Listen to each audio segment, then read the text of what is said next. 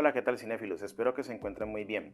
El día de hoy quiero compartir con todos ustedes mi opinión acerca de la película de ciencia ficción Rebel Moon y La Niña de Fuego, del director Zack Snyder, conocido como ustedes ya sabrán por sus películas como 300, The Watchmen, El Ejército de los Muertos, entre muchas otras. Para saber qué me pareció esta primera parte, te invito a que me acompañes, así que sin más, comencemos. Bueno, cinéfilos, para empezar, la sinopsis de la película es la siguiente. Una colonia pacífica en el borde de la galaxia está siendo amenazada por los ejércitos de un regente tirano, llamado Belisarius.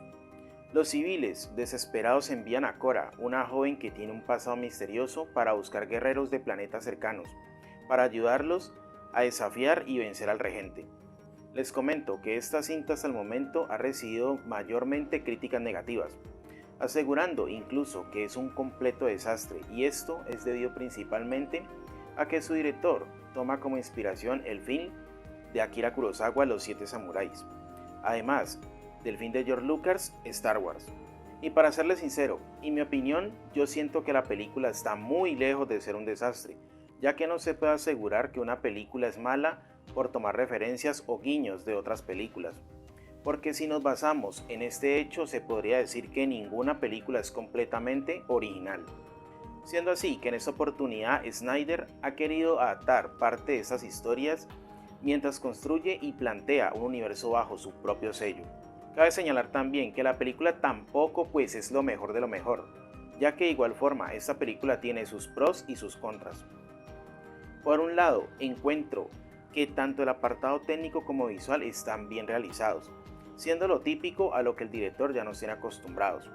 En cuanto a las interpretaciones, los que más destacan son Sofía Boutella, siendo que por su parte, su personaje Cora muestra una buena determinación y preparación, y Ed Skrein, quien como antagonista logra darle un buen estilo a su personaje, quien aunque siendo el típico villano, ese de igual forma logra cautivar. Así que para mí ambos hacen que sus actuaciones sean creíbles e interesantes, y aunque tanto ellos como los demás miembros del elenco les faltó más desarrollo y profundidad, para así poder tener un panorama más amplio sobre sus motivaciones y personalidades, siendo que hasta el momento lo que los mueve es la venganza y la redención, quedando claro que esta primera parte funciona a modo de introducción sin revelar demasiado, aunque de igual forma manteniendo al espectador intrigado y con ganas de saber qué va a pasar. En cuanto a la parte negativa, para mí resultó ser por un lado el uso excesivo de la cámara lenta, que aunque es un buen recurso para darle una estética visual más detallada, cuando se percibe mucho su uso se vuelve casi que chocante.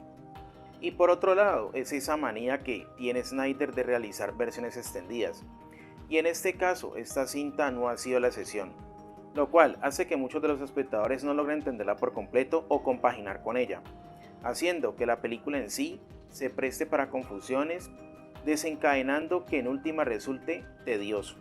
Además, que también es incómodo que luego de un tiempo salga la versión extendida, pudiendo sacar de una vez la versión completa, porque en mi opinión, esto en vez de sumar lo que hace es todo lo contrario, provocando que los espectadores se desencanten pensando que es una película incompleta y que deja varios agujeros de guión.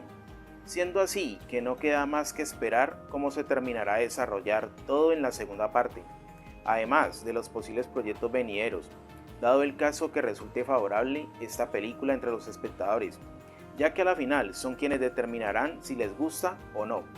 En definitiva, para mí Rebel Moon no es una película redonda, sin embargo, siento que es una película correcta que aunque cuenta con una historia que ha sido llevada y vista en muchas otras películas, de igual manera cumple con entretener. Además, que al verla yo no tenía ninguna expectativa sobre ella, lo que me permitió disfrutarla mucho mejor.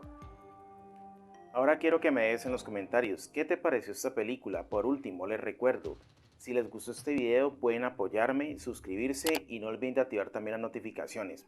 Así que nos vemos hasta la próxima. Chao.